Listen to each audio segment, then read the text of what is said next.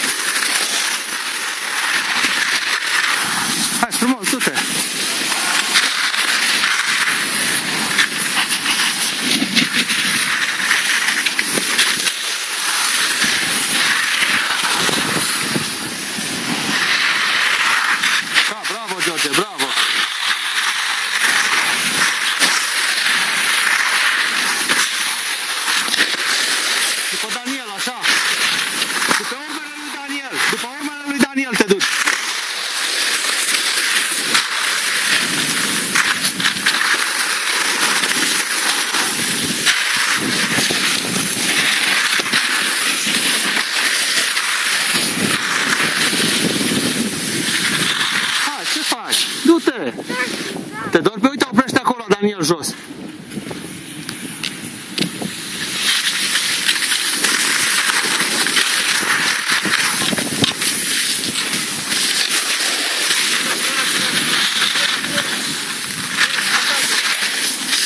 Îi dor picioarele, trebuie o pauză. Asta nu a fost bine. Ți-ai dat drumul, ce-ai crezut acum? Merge chiar așa? Mai larg. Hai, după mine. După urmele lui Daniel, da?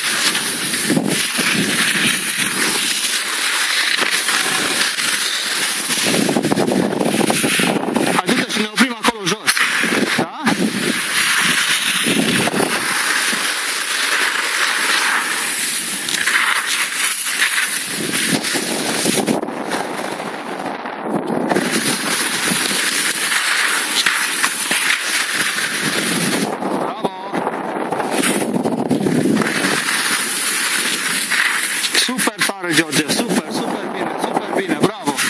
Bravo, George! Bravo, George! Super! Ai obosit? Ai obosit, George? Te dor picioarele? Păi mergem jos și jos ne odihnim, da? Da? Ok. Uite, nu avem mult până jos.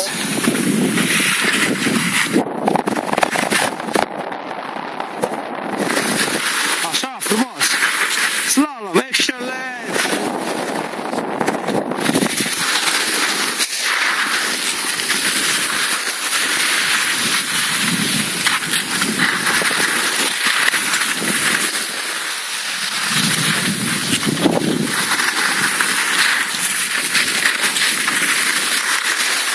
Hai, după Daniel, du-te! Acolo jos, gata!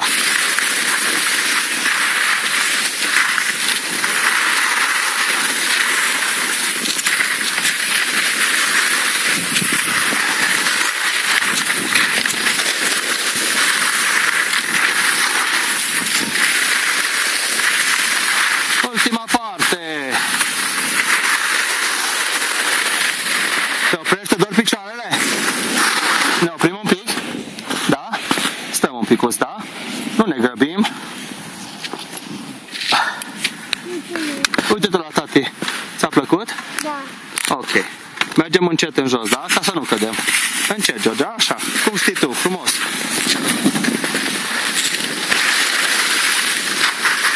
Așa, bravo. Ia în jos. Așa.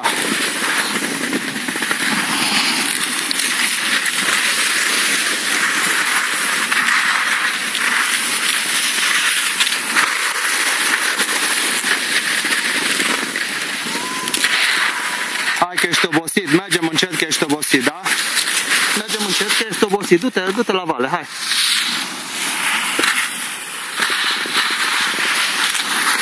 Du-te mai tare în jos un pic. Nu tare, tare, un pic nu m-am zis. Așa, bravo. Ok. Du-te la vale, hai. Hai, ia-o, stânga, dreapta. Mai scurt, hai. Hai, acum ia-o spre directă în jos. Aproape directă. Ține jos.